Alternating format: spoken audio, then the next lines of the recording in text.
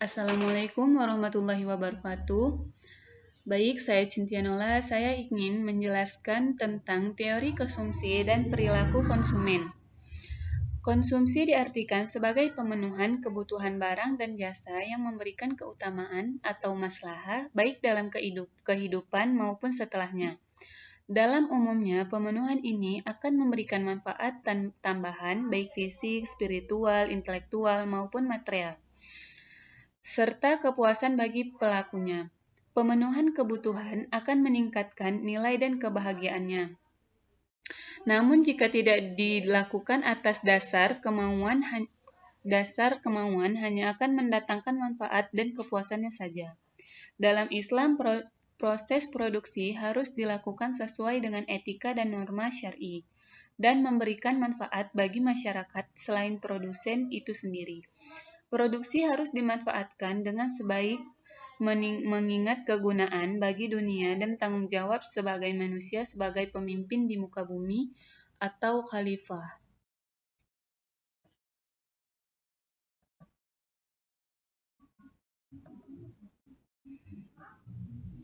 Dan di sini saya akan membacakan menurut para ahli. Di sini yang pertama salah satunya adalah menurut Gregory Mankiw. Pengertian konsumsi adalah pembelanjaan barang dan jasa oleh rumah tangga. Yang dimaksud dengan barang adalah barang rumah tangga yang sifatnya tahan lama, meliputi perlengkapan, kendaraan, dan barang yang tidak tahan lama, contohnya makanan dan pakaian. Pembelanjaan jasa yang dimaksud adalah barang yang tidak berwujud konkret, contohnya pendidikan. Dan di sini saya akan melanjutkan tentang fungsi konsumsi. Tujuan konsumsi lainnya diantaranya adalah yang pertama, menghabiskan atau mengurangi nilai guna suatu barang sekaligus. Yang kedua, mengurangi nilai guna suatu barang dan jasa secara bertahap. Yang ketiga, pemenuhan kebutuhan jasa dan rohani. Yang keempat adalah memuaskan kebutuhan secara fisik. Yang kelima, mendukung aktivitas produksi.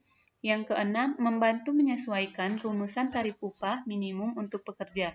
Dan yang ketujuh adalah sebagai titik awal dan akhir kegiatan ekonomi. Teori konsumsi dalam Islam. Islam merupakan agama yang ajarannya mengatur segenap perilaku manusia dalam memenuhi kebutuhan hidupnya. Demikian pula dalam masalah konsumsi, Islam mengatur bagaimana manusia dapat melakukan kegiatan-kegiatan konsumsi yang membawa manusia berguna bagi kemaslahatan hidupnya.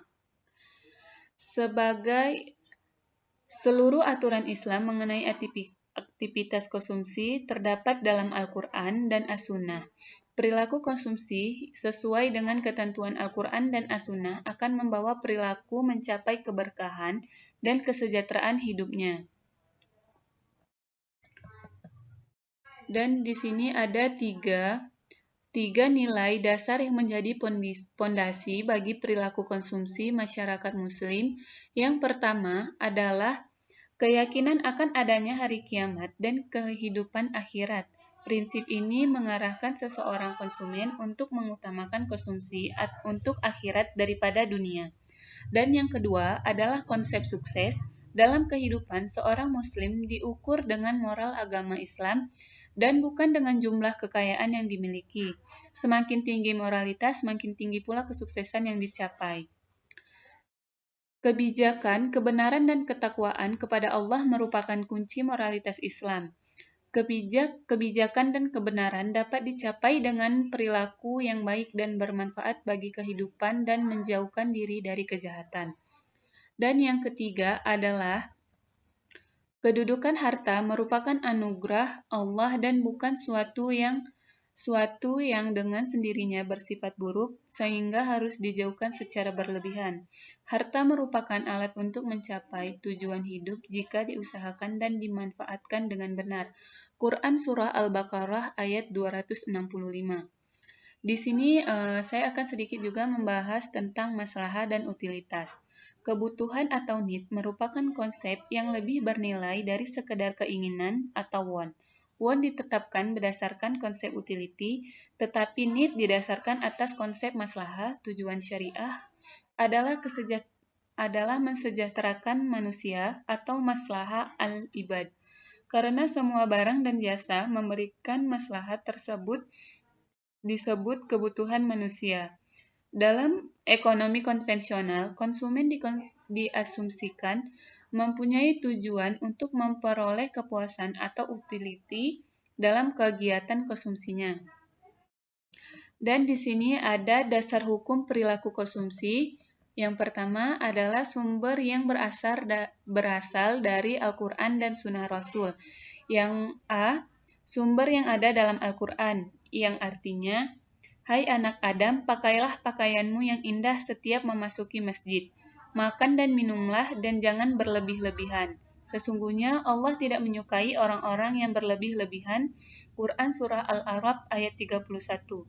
Dan yang B adalah sumber yang berasal dari Sunnah Rasul, yang artinya, Abu Sa'id Al-Khudri radhiyallahu anhu berkata, ketika kami dalam perjalanan bersama Nabi SAW, mendadak datang seorang berkendaraan sambil menoleh ke kanan dan ke kiri, seolah-olah mengharapkan bantuan makanan.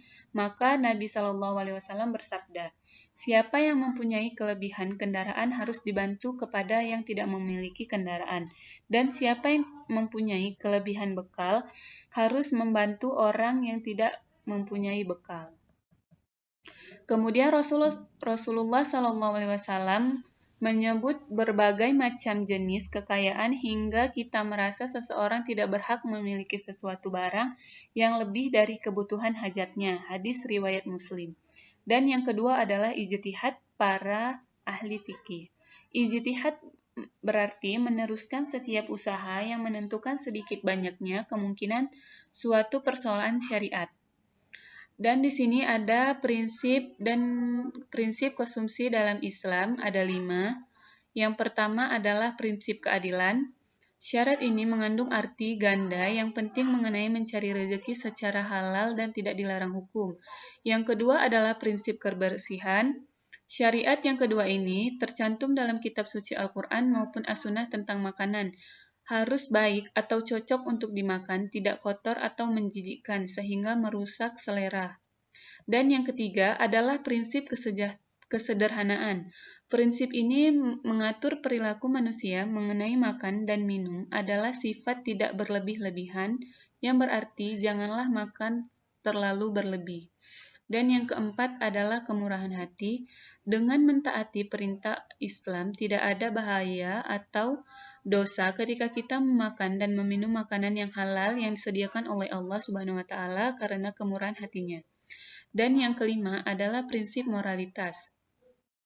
Bukan hanya mengenai makanan dan minuman langsung, tetapi dengan tujuan terakhirnya, yakni untuk meningkatkan untuk kemajuan nilai-nilai moral dan spiritual. Dan saya akan membacakan sedikit kesimpulan dari yang saya jelaskan di atas tadi.